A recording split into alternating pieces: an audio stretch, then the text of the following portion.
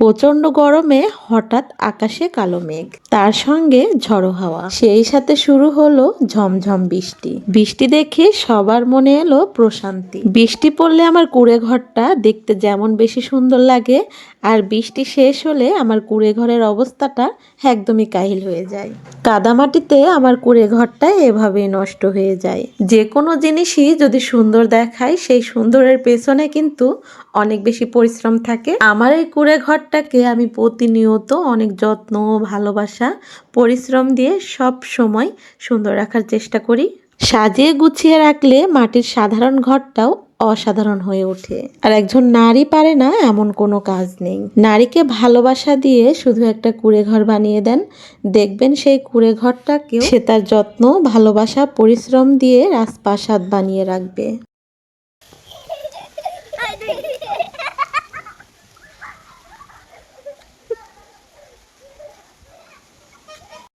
আসসালামু আলাইকুম আমার প্রিয় ভাই বোনেরা, সকলে কেমন আছেন? আমি কিন্তু আপনাদের প্রিয় বোন সুমি। আলহামদুলিল্লাহ আমিও ভালো আছি। প্রচণ্ড গরমে অনেকটাই বিরক্ত লাগতেছিল, তার মধ্যে হঠাৎ করে বিকেলবেলা বাতাস উঠেছে, আর সেই বাতাসটা, ঝড়ো হাওয়াটা দেখে বাচ্চারা তো ভীষণ খুশি। আমাদের বাড়িতে বোনও আসছে, আর এই তো ইয়াসিন, আমার সাকিন, হাসান সবাই মিলে দৌড়াদৌড়ি করতেছে। আসলে হঠাৎ বাতাসটা দেখে সবারই মনে অনেক বেশি খুশি লাগতেছে। বাতাসে মনে হচ্ছে একদম পানটা জুড়িয়ে যাচ্ছে।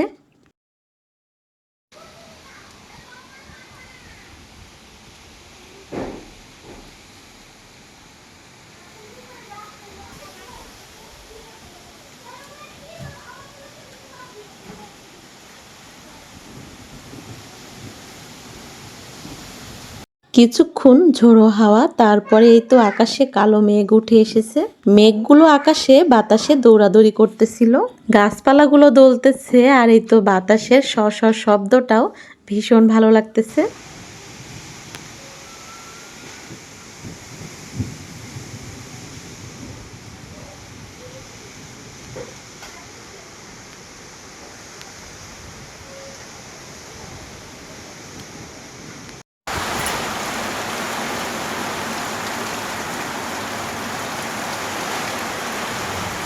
রহমতের বৃষ্টি শুরু হয়ে গেছে, আর বৃষ্টিটা দেখে আরো বেশি ভালো লাগতেছে।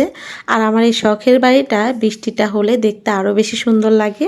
ঝমঝম বৃষ্টির সঙ্গে কিন্তু বাতাসও হচ্ছে।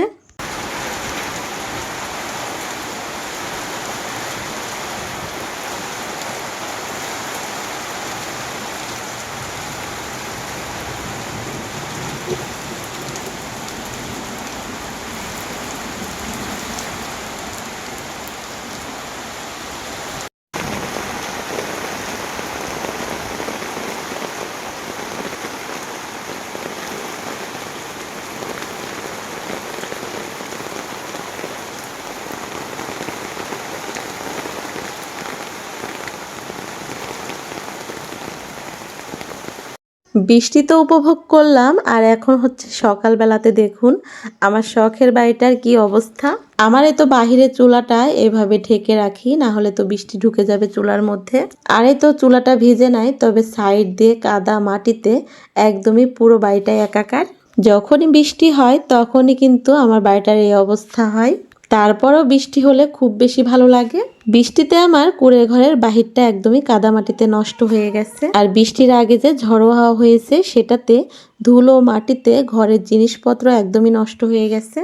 আমার অনেক প্রিয় প্রিয় আপুরা কিন্তু কমেন্ট করে যে আপু তোমার কুঁড়ে ঘরটা কিভাবে পরিষ্কার করো আর কিভাবে পরিষ্কার রাখো, সেটা আমাদের সঙ্গে শেয়ার করো।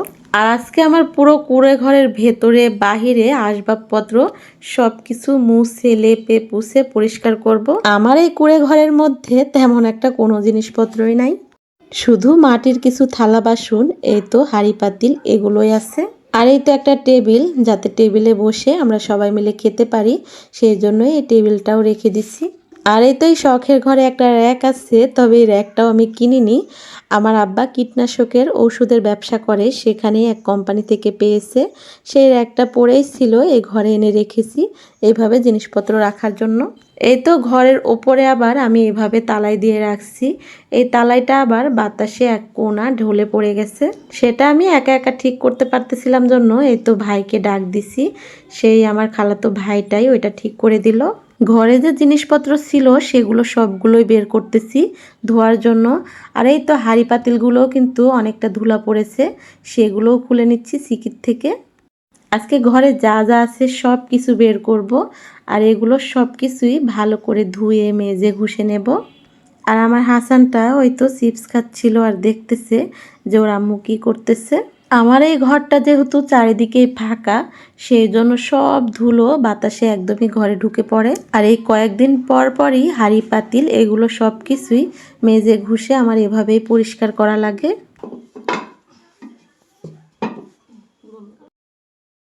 এবারে তো ঘরে অনেকগুলো ধুলো ঝুল সব কিছুই আমি এই তো ঝেড়ে পরিষ্কার করতেছি।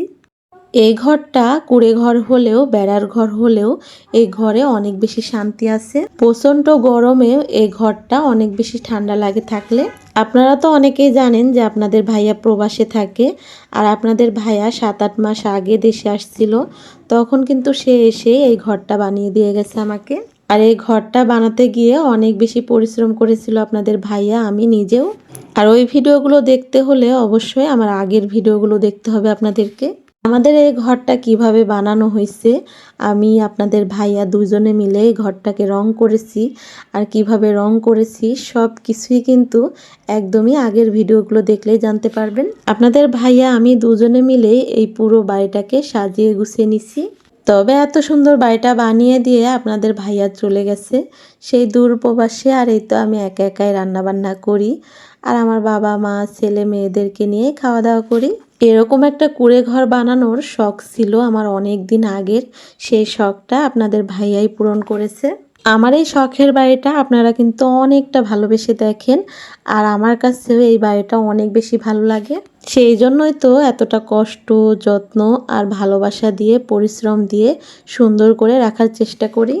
আর এদিকে দেখুন হাসান, তারপর হচ্ছে সাকিন, আমার বোনের ছেলেরা, আমার ভাইয়ের মেয়েরা, পাশের বাড়ির ছেলেরা সবাই মিলে কতটা আনন্দ সহকারে খেলতেছে।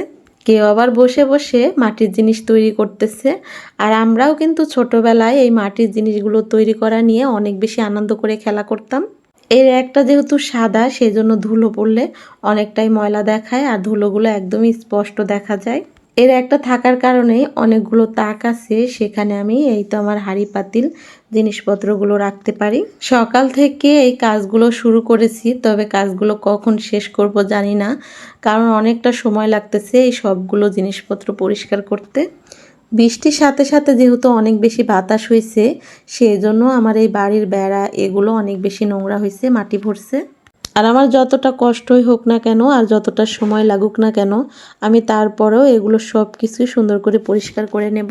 পুরো ঘরটাই যেহেতু রং করা, সেই জন্য মাটি লেগে থাকলে কিন্তু দেখতে খারাপ লাগে, ভালো লাগে না। আপনাদের দেখতে মনে হচ্ছে কি তাড়াতাড়ি আমি কাজগুলো করে নিচ্ছি, তাই না, কিন্তু আমার অনেকটা সময় লেগেছে এগুলো করতে। সকাল থেকে একদমই দুপুর হয়ে গেছে পুরো বাড়িটাকে আমার লেপে পুছে সারা করতে। এবারে তো ঘর লেপার জন্য মাটি নিতে আসছি আমাদের ঘরের পেছনে। এখানে আমাদের আমের গাছ ছিল, আর আমের গাছটা কাটা হয়েছে, সেখানে এই তো অনেকগুলো মাটি ওঠানো হয়েছে। এই মাটিগুলো আমি নিয়ে যাচ্ছি বাড়িতে লেপার জন্য। আর এখানকার এই মাটিগুলো ঘর লেপলে অনেকটা সুন্দর হয়, কারণ সব মাটি দিয়ে কিন্তু ঘর লেপা যায় না, কারণ বালু মাটি আর হচ্ছে বেশি আটালো মাটি, ওটা দিয়েও ঘর লেপা যায় না। বালু মাটি দিয়ে ঘর লেপলে ওটা কিন্তু ঝাড়ুর সঙ্গে উঠে যায়, আর পায়ের নিচে একদম ধুলা ধুলা হয় খুব তাড়াতাড়ি। আর এই তো বেশি আঠালো মাটি দিয়ে ঘর লেপলে ওটা কিন্তু তাড়াতাড়ি ফেটে যায়। এই মাটিটা বেশি বালু বালু না, আবার বেশি আঠালোও না, অনেকটা বেশি সুন্দর। আর মাটি দিয়ে লেপলেও কালারটা অনেক বেশি সুন্দর হয়। ঘর লেপা কাজটা আমার কাছে ভীষণ ভালো লাগে। ঘর তো লেপবো, চুলাও লেপবো। এদিকে চুলার মধ্যে অনেকগুলো ছাই আছে, সেগুলো উঠিয়ে নিচ্ছি। এদিকে আমার বোনেরাও চলে যাচ্ছে, 2 দিন হচ্ছে আসছিল। আর আমার হাসানটাও অনেকটাই মন খারাপ করে যখন ওর খালামণি চলে যায়। ওদেরকে বিদায় দিয়ে এই তো এবার ঘর লেপা শুরু করে। মাটির ঘর যত বেশি লেপা পোছা যায় তত বেশি সুন্দর লাগে দেখতে। আমি ঘরের ভেতরে এই তো লেপতেছি, ঘরের বাহিরে মানে বারান্দা, তারপরে চুলার পাড় সব কিছু লেপে দেব। আর বারান্দাতেও কিন্তু আমার একটা চুলা মানে 2টা চুলা আছে, সেটাও লেপে পুছে দিলাম। আর এই তো এই জায়গাটা একদম বৃষ্টিতে ভেঙে গেছে, মানে নরম হয়ে গেছে। পরে বাচ্চারা পা দিছে আর এই তো ভেঙে গেছে। মাটিটা পানি দিয়ে ছেনে ওই জায়গাতে লাগাবো। আর ওই তো হাসানটা বাহিরে খেলতেছিল, মাঝে মাঝে ঘুরে ঘুরে আসতেছে আর বলতেছে আম্মু তোমার এখনো কাজ শেষ হয় নাই। ওকে বললাম ঘরে গিয়ে টিভি দেখতে, আর এদিকে আমি কাজগুলো সারবো এখন। মাটির জিনিসটা এমন ভাঙবে আবার এই তো সুন্দর করে গড়তে হয়। হাতের ছোঁয়াতে দেখুন কতটা সুন্দর হয়ে গেল, মনেই হচ্ছে না যে এই জায়গা ভেঙে গেছিল। লেপার পরে বাড়িটা দেখতে ভীষণ ভালো লাগে। আর লেপার কিছুক্ষণ পরে আমার এই শখের বাড়িটা মানে ঘরটা খুব সুন্দরভাবে শুকিয়ে যায়। পুরো ঘর বারান্দা লেপা শেষ, সেবারে তো চুলার পাড়টা লেপে দেব। আর আমার এই চুলার পাড়ে যখন আমি রান্না করি, লেপা পোছা না থাকলে আমার রান্না করতে ইচ্ছে করে না। রান্নাঘর যদি সুন্দর হয় যে কোনো রান্নাই কিন্তু আকর্ষণীয় দেখতে মনে হয়। আর চুলার পাড় যদি অপরিষ্কার থাকে তাহলে কিন্তু খাওয়ার রুচিটাও অনেক সময় কমে যায়। আর আমাদের মতো গৃহিণীদের কিন্তু বেশিরভাগ দিনের সময়টা এই রান্নাঘরেই কাটাতে হয়। আর আমার মতো অনেক মেয়েদের এই রান্নাঘর নিয়ে কিন্তু অনেক স্বপ্ন থাকে। আমার এই শখের রান্নাঘরটা আপনাদের কাছে যেমনই লাগুক না কেন, এই শখের ঘরটা আমার কাছে অনেক স্বপ্ন ছিল। আর এটাকে আমি অনেক যত্ন করি। আর আমার প্রিয় ভাই বোনেরা যারা আমার এই শখের বাড়িটাকে পছন্দ করেন, আমার গ্রামীণ ভিডিও রান্না বান্না আপনাদের কাছে ভালো লাগে, তারা কিন্তু সাবস্ক্রাইব করে আমার পাশে থেকে যাবেন। আর আমার ভিডিওতে লাইক দিতে ভুলবেন না। লেপা পোছার কাজ শেষ করে এই তো আমার এই জায়গাটা যে আলপনা করা ছিল, এগুলো কিন্তু পুরোটাই কাদো মাটিতে মেখে গেছে। আলপনাগুলো একদমই নষ্ট হয়ে গেছে, তেমন একটা আর বোঝা যায় না।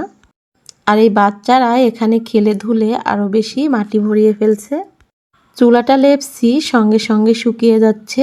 আর এই জায়গাটা এখন ঝাড়ু দিয়ে ভালো করে ডলে পরিষ্কার করে নেব। এই জায়গাটা পরিষ্কার করলে আমার শখের বাড়ির কাজ শেষ। তবে যেই তো ঘরের জিনিসপত্র বের করেছি, মানে যে হাঁড়ি পাতিল বের করেছি, সেগুলা কিন্তু এখনও ধুয়ে পরিষ্কার করতে হবে। এই জায়গাটা ধুতে আমার 4-5 বালতি পানি লেগেছে। আর কতটা সময় লেগেছে বোঝেন তাহলে। এখন কিন্তু আলপনাগুলো একটু দেখা যাচ্ছে আর জায়গাটা ভীষণ সুন্দর লাগতেছিল। দুপুরে রোদও বের হয়েছে আর এই তো মাথার উপরে রোদটা পড়তেছে। তবে আজকে তেমন একটা গরম নাই, যেহেতু আগের দিন বৃষ্টি হয়েছে, সেই জন্য রোদের তাপটা তেমন একটা গরম লাগতেছিল না। আমি আমার শখের বাড়িটাকে পরিষ্কার করতেছি আর আমার ভাইয়ের মেয়েরা সেটা দাঁড়িয়ে দাঁড়িয়ে দেখতেছিল। এবারেই তো আমার মাটির হাঁড়ি পাতিল সব কিছু ভালো করে ধুয়ে পরিষ্কার করে নেব। আর এই মাটির হাঁড়িগুলো কিন্তু আমি নিজে একাই এই তো রং করেছি। আর সেই রং করা ভিডিও কিন্তু আপনাদের সঙ্গে শেয়ার করা আছে। এই মাটির হাঁড়িগুলা মাত্র আমি 10 টাকা করে কিনেছিলাম। আর সেটা রং করার পরে দেখুন কতটা সুন্দর হয়ে গেছে। মাটির জিনিস আমার কাছে ভীষণ ভালো লাগে। আর এই তো একটা মাটির কলসি, সেটাও কিন্তু রং করা হয়েছে। রং করার কারণে আমার এই তো সাধারণ মাটির হাঁড়ি পাতিলগুলো একদম অসাধারণ হয়ে গেছে। সবগুলো হাঁড়ি পাতিল ধুয়ে একদমই পরিষ্কার করে ফেলতেছি। আর এই তো যে হাঁড়ি পাতিলগুলো নকশা করা আছে সেগুলো কিন্তু খুব সুন্দর করে ধুতে হয়, না হলে নকশার ভেতরে যে ময়লা মাটি সেগুলো কিন্তু আটকে থাকে। আর এই নকশা করা আমি মাটির জিনিসগুলো এভাবে ব্রাশ দিয়ে ভালো করে পরিষ্কার করে নিই। আর মাটির জিনিস ধোয়ার পরে সব সময় কিন্তু রোদে ভালো করে শুকিয়ে নিতে হয়।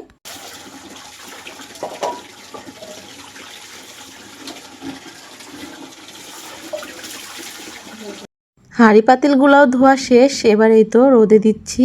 আর আমার মাটির হাঁড়ি পাতিলগুলো দেখুন কত সুন্দর চকচক করতেছে। উঠানে আমি সব পেরেছি আর এই তো রোদে এগুলো শুকাতে দিচ্ছি।